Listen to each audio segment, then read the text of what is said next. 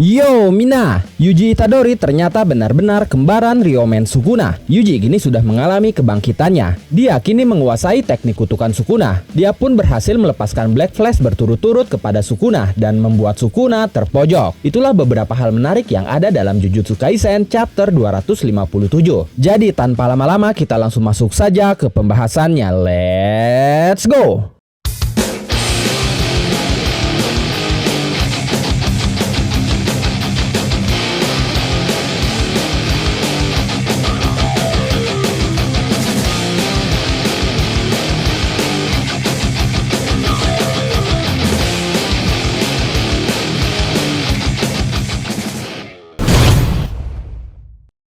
Chapter kali ini dimulai dengan kilas balik singkat Sukuna dan Uraume yang membicarakan tentang Yuji Itadori. Uraume bertanya kepada Sukuna siapa sebenarnya Yuji Itadori, karena Yuji memiliki kekuatan yang tidak bisa dijelaskan hanya dengan sisa energi kutukan yang ditinggalkan Sukuna dalam dirinya sebelum berpisah. Lalu Sukuna menjelaskan bahwa Sukuna memakan saudara kembarnya saat di dalam rahim ibunya supaya tidak mati kelaparan. Jiwa saudara kembar Sukuna itu mati dan berakhir di tangan Kenjaku, sehingga terciptalah Yuji Itadori. Setelah itu Uraume bertanya apakah Yuji pun memiliki potensi bawaan yang sama dengan Sukuna. Tapi di sini Sukuna belum sempat menjawab karena kita langsung diperlihatkan masa kini di mana Yuji dan Sukuna sedang berhadapan. Setelah di chapter terakhir Yuji berhasil melepaskan Black Flash dengan telak kepada Sukuna dan Sukuna masih bisa bertahan. Kini Yuji kembali melepaskan Black Flash dengan telak juga kepada Sukuna. Tidak hanya satu kali, tapi 2 kali berturut-turut. Hanya saja saat itu Yuji pun diserang balik dan terhempas jatuh dari ketinggian. Lalu Yuji menggapai sebuah tiang, kemudian memotongnya dengan sempurna entah menggunakan apa. Kemungkinan besar dia bisa menggunakan tebasan yang mirip dengan Sukuna. Tiang yang sudah dia potong itu kemudian dia lempar ke arah Sukuna,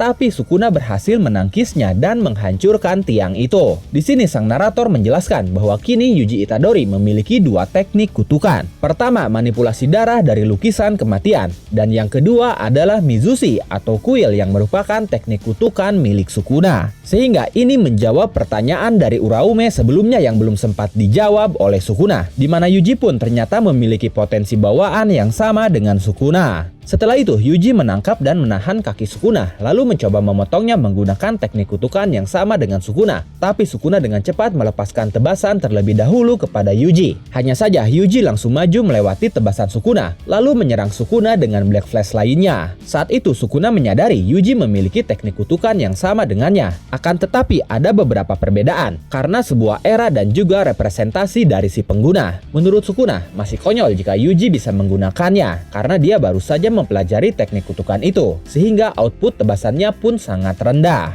Setelah itu kita kembali mendapatkan kilas balik singkat sesaat setelah Gojo keluar dari Prison Realm, atau sesaat setelah Gojo dan Sukuna menentukan jadwal pertarungan mereka. Saat itu Ino meminta izin kepada Gojo, Shoko, dan Ijichi untuk menggunakan alat kutukan milik Nanami. Ino meminta izin kepada mereka karena mereka adalah teman lama Nanami dan mereka tahu banyak tentang Nanami. Dan saat itu Gojo meyakinkan Ino bahwa Ino bisa menggunakan alat kutukan Nanami karena Nanami mempercayai Ino lebih dari siapapun. Setelah itu kembali ke pertarungan. Di saat Sukuna bertarung dengan Yuji, Ino menggunakan teknik kutukannya untuk memanggil naga, lalu menyerang Sukuna dengan naga itu. Tapi Sukuna berhasil dengan mudah menembas naga itu, bahkan dia meraih alat kutukan Nanami dengan kakinya. Hanya saja saat itu dia merasakan kehadiran Yuji yang sudah bersiap menyerangnya dari belakang. Dan tanpa basa-basi, Yuji langsung melepaskan Black Flash-nya lagi dan lagi kepada Sukuna. Saat itu Sukuna menjadi gelisah karena dia berpikir bahwa Yuji sudah berkali-kali mendaratkan Black Flash, seolah-olah Black Flash itu bukan apa-apa baginya. Sukuna pun sangat marah. Dia penasaran dan bertanya-tanya apakah Yuji berniat untuk sejajar dengan Sukuna. Setelah itu Sukuna menghancurkan pijakan Yuji, lalu melepaskan pukulan pada Yuji sesaat setelah Yuji mendarat. Tapi Yuji berhasil menangkap dan menahan tangan Sukuna, lalu memukul Sukuna hingga Sukuna terhempas menabrak dinding. Tidak sampai di situ saja, Yuji langsung melepaskan Black Flash-nya lagi. Tapi Sukuna menangkap wajah Yuji lalu melepaskan tebasannya. Wajah Yuji pun terlihat berdarah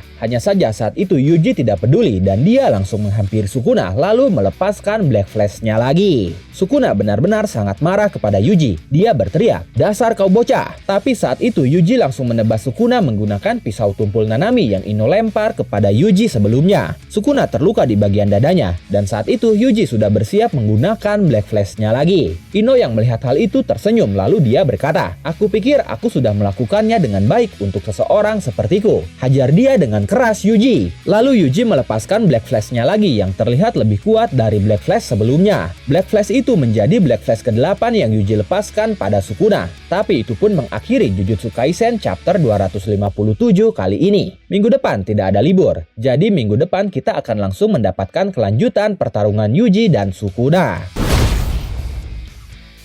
Chapter ini sendiri menurut saya chapter terbaik Jujutsu Kaisen, khususnya bagi penggemar Yuji Itadori. Karena kita akhirnya ditunjukkan jati diri Yuji yang sebenarnya, yang ternyata memang sangat pantas menjadi main karakter dalam Jujutsu Kaisen ini. Bagaimana tidak? Di chapter ini Yuji terungkap sebagai saudara kembar Sukuna, dan itu dikonfirmasi langsung oleh Sukuna sendiri. Ya, walaupun bukan secara tubuh fisik, melainkan jiwa Yuji Itadori lah yang merupakan saudara kembar Sukuna. Hanya saja andil dari Kenjaku membuat tubuh fisik Yuji berada di atas rata-rata manusia normal pada umumnya. Berkat Kenjaku, Yuji bisa memiliki teknik kutukan manipulasi darah, dan berkat jiwa saudara kembar Sukuna, Yuji bisa memiliki teknik kutukan Mizushi yang sama dengan Sukuna. Dan itu pun sudah dikonfirmasi dalam chapter kali ini. Yuji bisa melepaskan tebasan yang sama dengan Sukuna, dan Sukuna pun mengkonfirmasinya langsung bahwa tebasan itu sama dengan miliknya. Hanya saja outputnya masih kecil karena Yuji baru saja membangkitkan dan menguasainya. Hal ini pun membuktikan bahwa ucapan Gojo ternyata memang benar. Dulu Gojo pernah mengatakan bahwa Yuji masih belum bisa menggunakannya, tapi seiring berjalannya waktu, tubuh Yuji akan mempelajari teknik kutukan Sukuna. Dan hal itu sudah terjadi saat ini, di saat orang yang mengatakan hal itu yaitu Gojo sudah mati di tangan Sukuna. Tapi di sini menjelaskan bahwa Gojo sepertinya dari dulu sudah mengetahui identitas dari Yuji Itadori.